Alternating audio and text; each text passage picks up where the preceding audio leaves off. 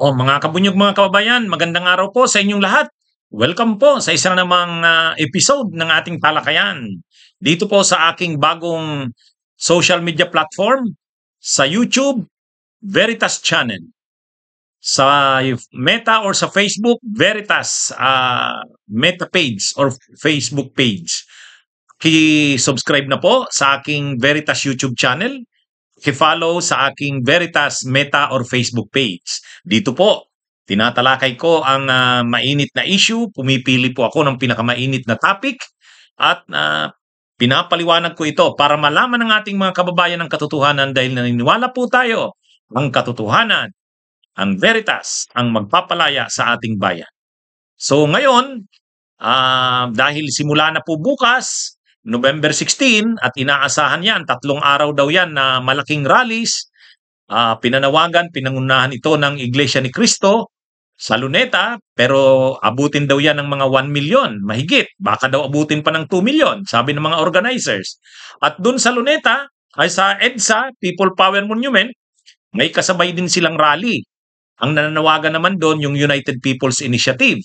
Mga retiradong general ito at mga opisyal ng militar na mga Duterte diehard supporters. Sasamahan din daw ng KOJC ni Kibuloy at saka ng GIL ni Villanueva.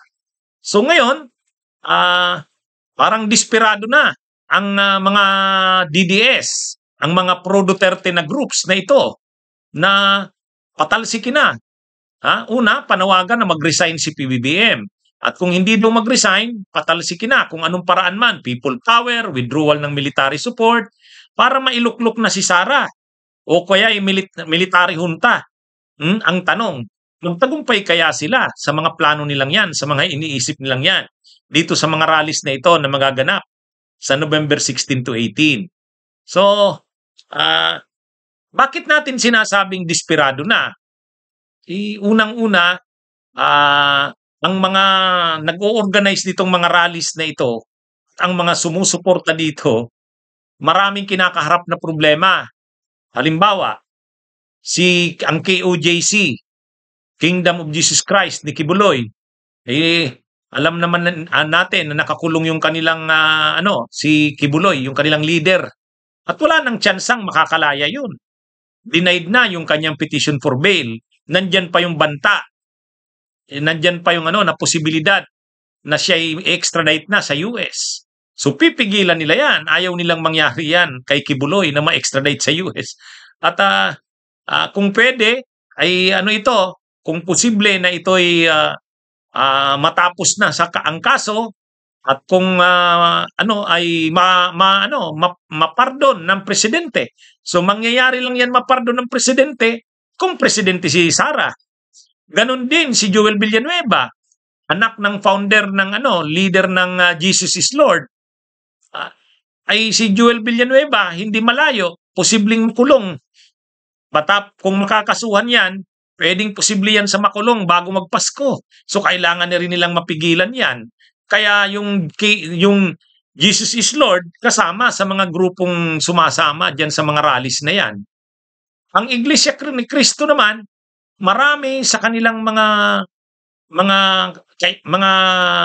kaalyado na mga senador ay may mga kaso. Si Chief Escudero, ito makakasuhan na. Si Jingo Estrada, Joel Villanueva, at mga nabanggit pa ang mga dating senador na sila Revilla, Binay, Grace Poe. So marami ito.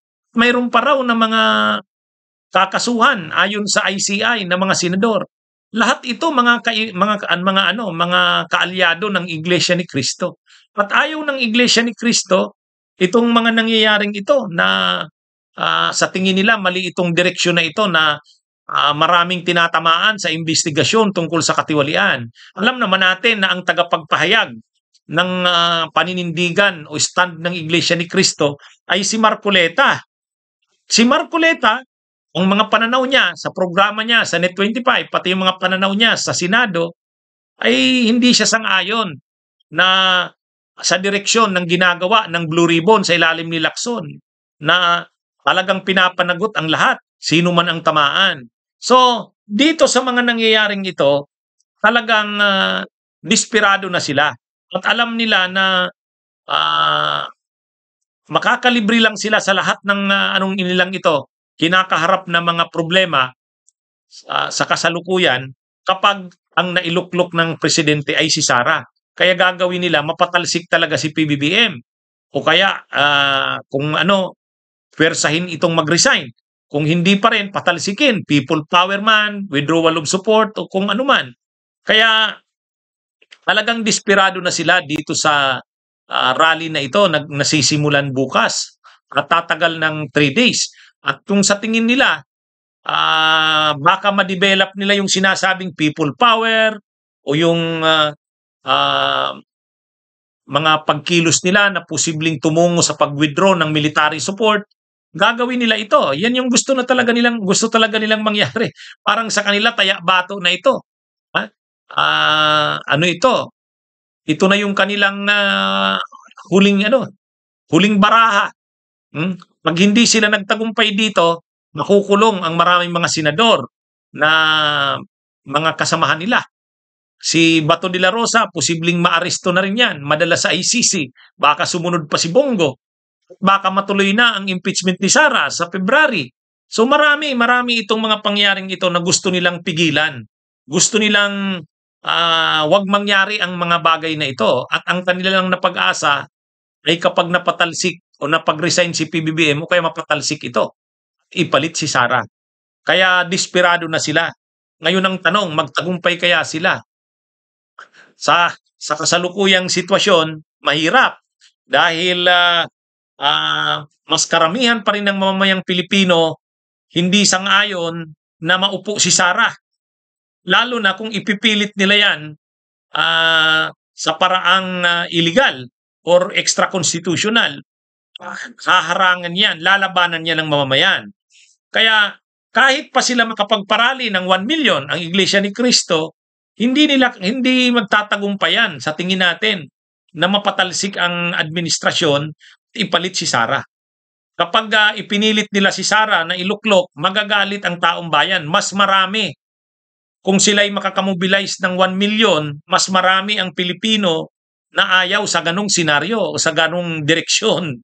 Hindi papayagan niya ng mamamayang Pilipino. Lalabanan niya. At kahit sa military, ang marami pa ring military ayaw ng gulo. Ayaw na nilang mangyari na sila magbarilan katulad ng mga kudeta noong 1987 to 89. Ayaw na rin nilang ng mga pinturismo sa militar na napapahamak lang sila. At kung withdrawal of support naman, nasisimulan ng Chief of Staff, sinabi na ng AFP Chief of Staff, si Romeo Browner Jr., hindi niya susuportahan ang mga panawagan na yan. Ganon din si DND Secretary Gibo Chodoro, sinabi na rin, wala yan. Kaya, at saka, itong mga military din, ayaw din nila na pumalit si Sara Duterte. Kasi alam nila na si Sara Duterte ay maka-China. Kung si Sara ang magiging presidente, ay ang iluluklok niyang mga opisyal, maka-China rin. Magbabalik yung katulad nung panahon ni Digong na pro-China. Ayaw niyan ng mga military, ayaw nilang bumalik sa ganyan. Kaya, kung sa ngayon titingnan, mahirap, hindi magtatagumpay itong mga pinaplano nilang ito. Tsaka hindi papayag dyan ang sambayan ng Pilipino. Kapag pinilit nila yan, mga military junta, iluluklok si Sara, kikilos ang mamamayan dyan at mas maraming mamamayan yan. Halimbawa, ang simbahang Katoliko, hindi papayagan yan. Mas marami ang mga Katoliko kaysa sa alinman dyan ng mga sekta ng relihiyon na nananawagan ngayon ng rally itong November 16 to 18. Kahit sa politika, mas marami ang mamamayang Pilipino na hindi papayag na si Sara na ang maging presidente o kaya lalo na kung military junta. Wala. Hindi yan suportado ng mayorya ng ating mga kababayan. Kaya kahit pa makamobilize sila ng marami sa Luneta, kahit pa makamobilize sila sa EDSA People Power Monument, hindi yan magtatagumpay. Kung sa ganitong latag lang ngayon ng sitwasyon, hindi magtatagumpayan, malabo. Hindi mapapayagan yan ng mamamayan. Magandang araw sa inyong lahat. Mabuhay po tayo.